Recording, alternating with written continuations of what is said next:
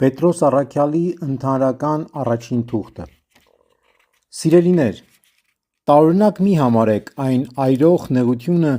որ ձեզ փորձելու համար է, որպես թե մի տարօրինակ բան պատահած լինել ձեզ, այլ որպես Քրիստոսի չարչարանքներին մասնակիցներ ուրախ եղեք, որպեսզի նրա փառքի հայտնության ժամանակ էլ ցնծաք և ուրախանաք, իսկ եթե նախատվեք էլ Քրիստոսի անվան համար,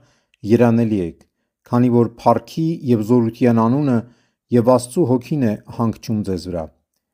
Ձեզնից ոչ ոք թող չտանջվի որպես մարդասպան կամ որպես գող կամ որպես չարագործ կամ որպես ուրիշի գործին խառնվող, իսկ եթե տանջվում է որպես քրիստոնյա, թող չամաչի, այլ փառավորի Աստծուն այդ անվամբ,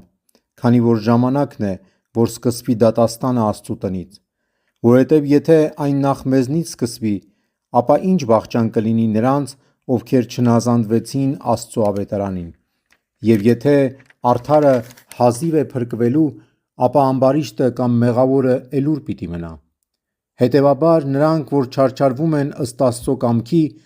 բարեգործություն անելով թող իրենց հոգիները հանձնեն հավատարիմ ստեղծողին։